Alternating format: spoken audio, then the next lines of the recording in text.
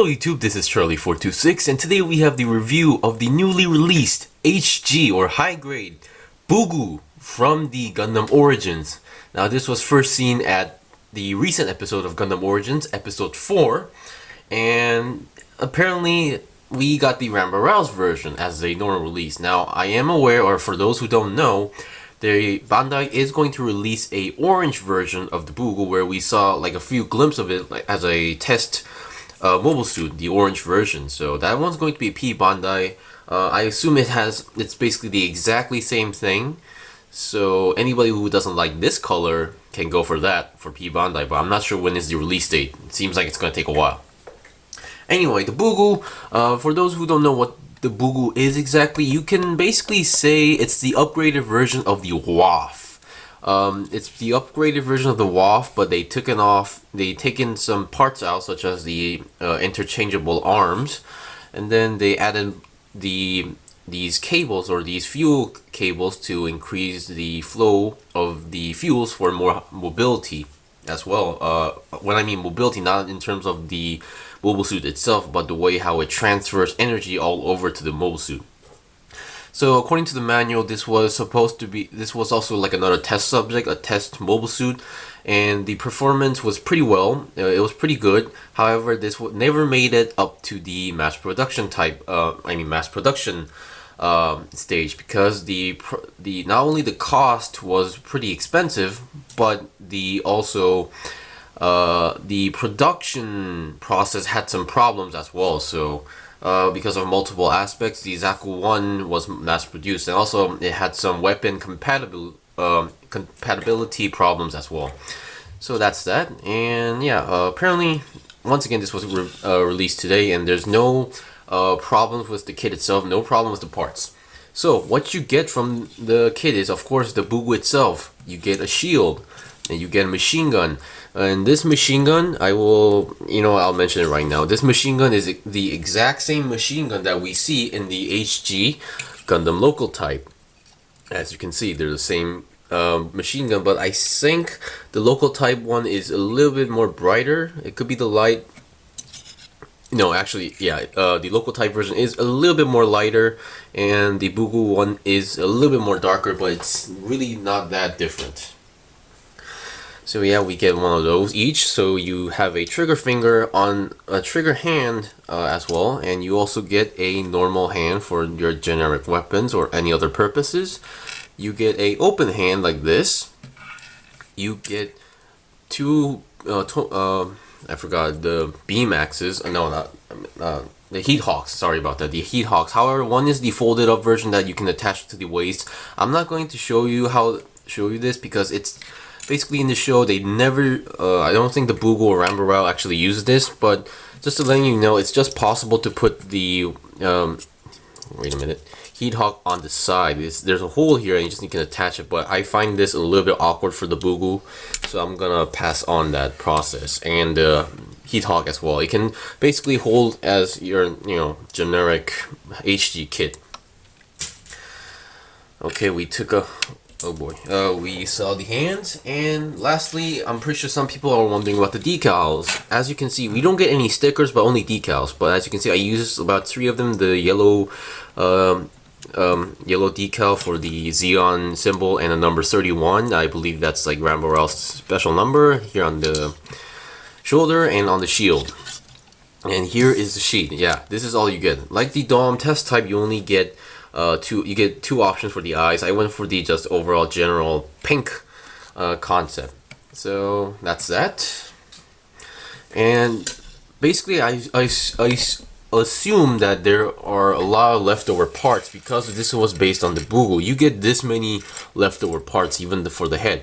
Now, I assume you can, if you don't like the commander antenna version, you can use the non-commander antenna version as well if you want to. Your choice, but I think since this is Rambo-Rouse version, I think it would be better to use the commander antennas version. The rest are really just spare or leftover parts. So that's that. So let me get rid of those parts, and let's get on to the review.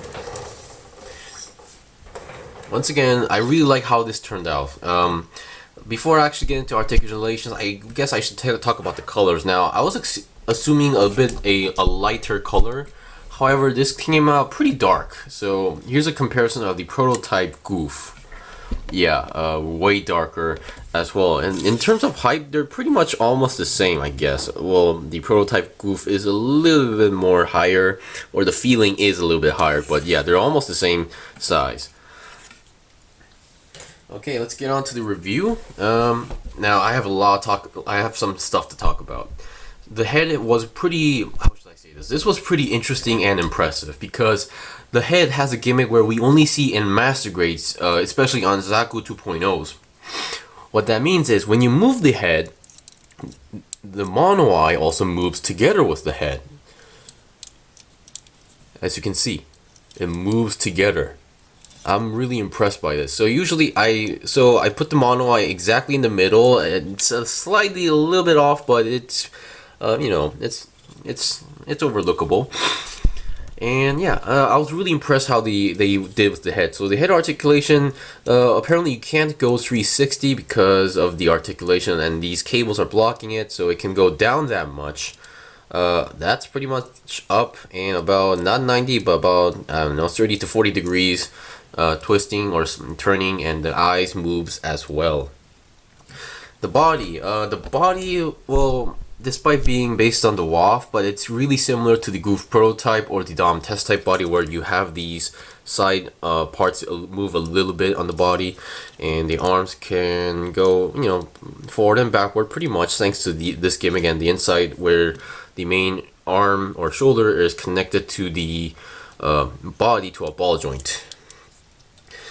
So let's see, I think I'll take off the shield and then the hand, because I will show the shield later. So the arm articulation, it's a double joint, so that's as much as you go, and that's also the shield joint as well. I'll take that off because I want to show you guys how this works. And then 360 is no problem at all, and then you have the basic 360 twisting of the arm itself, and the hands are connected to your typical ball joint as well, so no need to worry on like hands. Okay, the body now. Someone actually questioned me about the body, if it has any problems with articulations, and the answer is technically no. However, because of the design, it's not capable of going 360, but if you, I don't know, yeah, the body is connected to a ball joint to the waist, so 360 is not possible. Even if you do try to force it, you're definitely going to pop out something or break something, so I recommend don't. And this is supposed to be like one of those early mobile suits in the Gundam, you know, universe, so don't expect too much movement. Once again, these cables are also individually connected. They did a pretty good job. Some of them actually had that rubberish feeling into them, but they're just your same plastic used on the Goof test type or the Dom test type. The backpack, there's nothing too special, but it does look interesting to see cables like actually being connected, and they have a firm connection, so no need to worry about them falling off. And we have these extra holes, which I'm not really sure what they're used for, but I'm assuming they're for like other weapons. Okay, we've seen the waist, now, I mean, we've seen the body, now the waist. Now the front skirt, they're individually attached, and they can go front that much. The side skirts are connected to a ball joint in really strong connection, so no need to worry about falling off. And but they don't move that much, really. That's all you can see. And also, I tried to keep it on like shape, so I think that's why it's not moving that well. And they have your swivel size as usual, so twisting them is no problem. But going on sideways, yeah, not much movement at all, like about 10-20 degrees. And then going up front, about 90 degrees is possible. Yeah, about, and then it's, oh, actually this is not exactly a double joint, it's only 90 degrees bendable, but which makes sense because this is supposed to be an early mobile suit in the Gundam universe, so yeah, it does make sense. And then the, how should I say, the feet, they're just connected to your typical ball joint. Technically, actually, there is like inside the foot, there's another joint that, you know, moves around, but it goes inside the feet and it's really stuck in there, and you connect the ball joint to that piece. So it's your typical, you know, Origin style connection. Alright, we've seen everything about the articulation. Now I will talk about the accessories. I already told you that you get two heat hogs. One goes on the side skirts, and one is for actually holding, and they hold on pretty well to the your generic hand. Basically, you can just slide in, and there you go. It doesn't fall off that easily, but I'm not a big fan of this weapon, and it was not even shown in the Gundam Origins episode 4 from the Bugu, so I'm gonna skip that. Now, I think I'll mention the shield first. Now, the way how the shield connects is pretty much almost identical as the gun cannon first type, where you have this connector, and if you see on the bottom or lower part of the arm, there's this hole here, and there's a peg. All you need to do is connect that hole and peg together, and you have a firm connection. Wait, is this the right one? Yeah, seems like the right one. And then you get the hand. Now, it's suggested that you put the hand into this handle as well, and this thing is a single piece. The handle part is a single piece, and the shield is another separate piece. And then you attach the hand. Oops. Oh no. Okay, that was close. Come on. Okay, there we go. You attach the hand, and then there's a ball joint here on the side. You just connect the ball joint into the hole that's on the shield, and you're good to go. You have a shield. Really, this is a really efficient looking shield. I mean, it's really a shield, nothing special. Now, one thing I don't understand is the trigger hand they give you.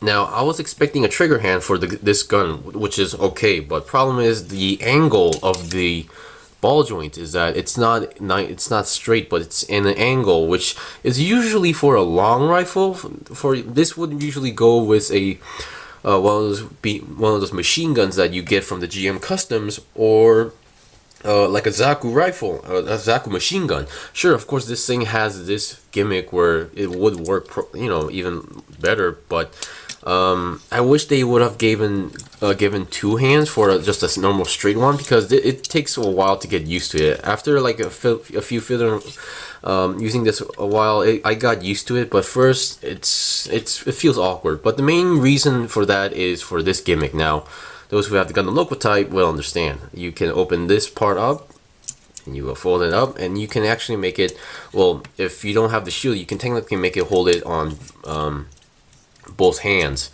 as well, if you wish to do so. But it's not easy. I mean, in the instruction manual, it does say it's possible, so I guess it's possible, but I actually tried, and it's not as easy as you think. You have to like fold it up pretty well, and then, yeah, do that or something like that.